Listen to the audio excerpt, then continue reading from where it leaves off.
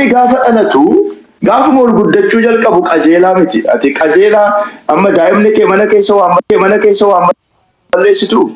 Maal hojjetee qajeelumaa mana keessa balleessus addunyaa kanaa hee የዓለም ኑሮ ነው የሚባለው kun kan waaqayyo wajjin eessaa nutti dhufe namni akkasii kun uumamuma ilmi namaa qabudha isaayyuu namatti dhufne ilmi namaa uumamumatti ijoollee yoo gaafa lafaa kaate gaarii fi hamaa waan adda hin beekneef kan isheen haasoftu kun malee kun jal'ina hin jedhamu hamaaf gaarii adda waan hin beekneef gaafa barsiiste garuu namni qajeelaa ta'a gaafa of baree guddateedha jedhee ittimtaa qajeelaa ta'a namni tokko garuu hammeenya dhiisa nama hammeenya dhiise adda bee qulqulluu ta'ee guddate argitee beektaa abarra qoy al tokko ati cubbuu addaamiin dalagne taanaan jal'aateen dhaladhee jette maal goote jal'aa taatee dhalatte me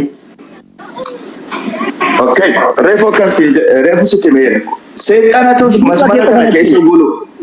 masmara kana keessa seexanatu gulufaa jira badiidhuma kee qofanatti mii jedhan masmara kee son taane badiin kee maali kan jal'aa taateef masmara korraabte masmara seexanni dhuunfateedha.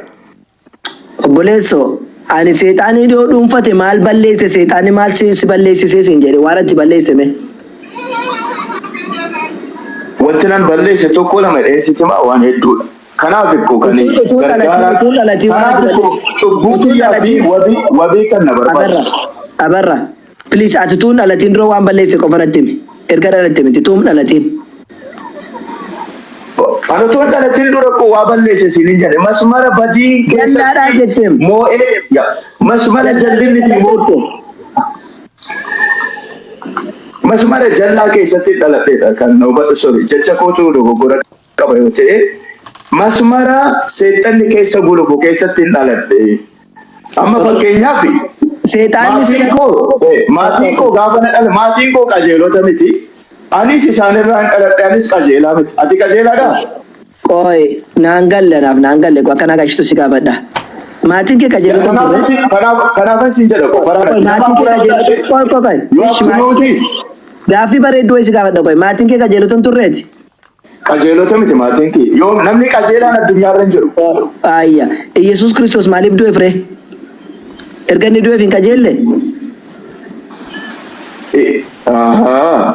Ergiin eti booddee qajeelaa miti jarri moo jallataadha ammayyuu? Isaan ammayyuu jalloota garuu qajeelummaa Yesuus taatanii bara baraan jallatota hoggeessan maal faayidaa isinii qaba inni du'u? Haati anaan qofa miti sillee dabalateeti. Sadii sanaaf naannoon issuun ta'oo isa si duu ati cubbamaa ta'uu fedhamachuu jirinisi injijjiirre faraan ati cubbamaa ta'uu anaa du'e itti dhufna qoy kan amma gaafitti aanutu si gaafachuu danda'anu rakkoon hin jiru amma wanni siin jedhe ati erga Yesuus Kiristoosii nu ju'eera qulqulloofneerra nuti kan jettanii haati abbaan kooyyuu ammayyuu qulqulloofne jal'oodhaa jetteeti maarree maal fayyitan irree akkas taanaan jal'aa taatan. Aan akkasii hin jenne fara'aan. Namni irraa dhaladhe jal'atoota naan hin jenneeti. Na dhagaye fara'aan. Dhagaan jira abbaa irraa dhaladhe jal'atoota jette moo hin jenne? Jedheera atillee jallaadha anillee jallaadha. Yesuusitti yoo amanne garuu qajeelummaa isaa santu akka qajeelummaa keenyatti nuuf lakkaa'amaa si jedhe. Malee kompleetli qajeelota taanee hafnaa siin hin jenne. Namni qajeela. Abarra qoy erga Yesuus Kiristoos isin du'e isin jal'atoota moo maatiin kee qajeeloleesso gaaffii si gaafadhe ani maatiin kee isa si gaafadhe qofa naa deebis kan Yesuusinis erga inni isin du'e abbaan kee maatii kee qajeeloo jedhamu moo jal'atoo jedhamu? Sababa Yesuusii qajeelota. Sababa Yesuus gaafa jettu isaaniif jecha du'e miti? Qajeelummaa isaatu isaaniif lakkaa'ama.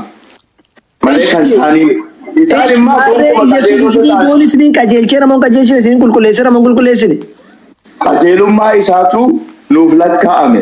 Hayyee isin qulqullooftan immoo dhiiga isaatiin. Qulqulloofne. Maatii abbaan kee qulqullaan immoo qulqulloofne. Qulqullummaa isaatu nuuf lakkaa'ame. Kanaaf qulqulloofne jedhe.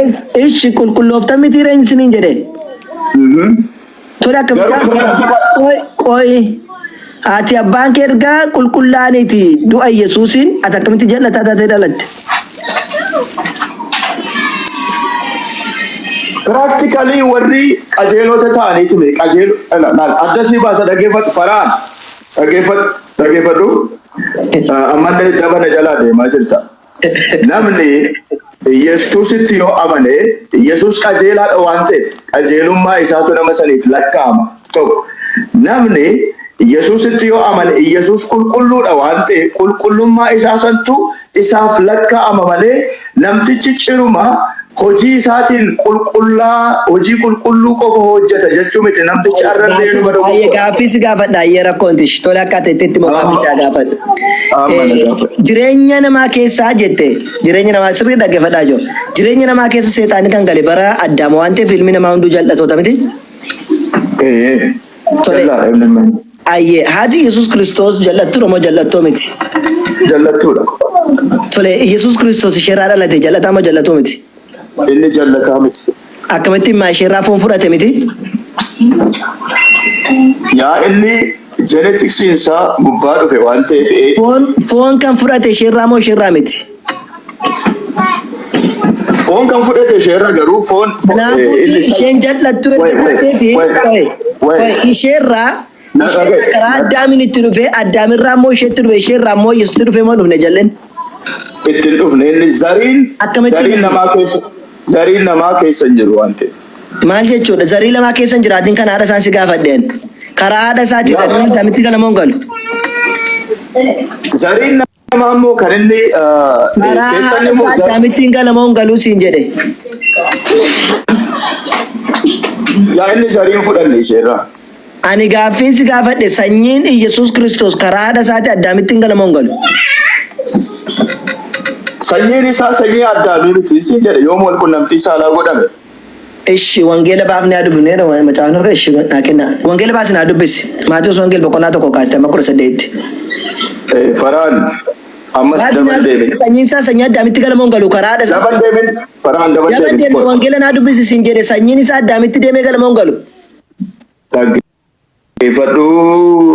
Karaa haadha isaa foon irraa fudhate taate haadha abbaa keerraa kan fudhatu haadha keerraa kan fudhatu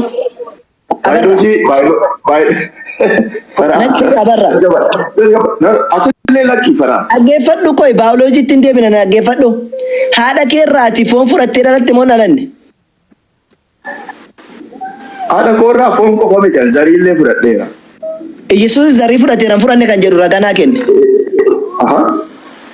Zarii fudhateetti amantaati. Oh my goodness. Faraan. Hin fudhanne kan jedhu ragaa naa kenne. Faraan this much. Amma wal qabuun. Amma sa'aatii kanaatti akka bishaan gabatee sifaana ta'aa deemeera amma ragaa. Daviga. Waa'ee zarii meenatti zarii jechuun maal jechuudha? Naa kenni zarii haadharraan fudhanne sanyii karaa haadhaan qabu ka jettu ragaa naa kenni siin jedheen. Faraan si waraabee waan kana si maxxanse. You are very wrong. Yesuus Kiristoos very wrong. Waan ofii sirrii taate moonatti miisiin jedhe Yesuus Kiristoos haadharraati sanyii karaa haadhaa sanyiin qabu jedhitiin itti. Ani moonatti ishi hojii ergamoota boqonnaa 13 lakkoofsa 23 baasii dubbisi. Dafi. Hojii ergamoota boqonnaa 13 lakkoofsa 23 sanyii akka inni qabu si agarsiisa baasii dubbisi.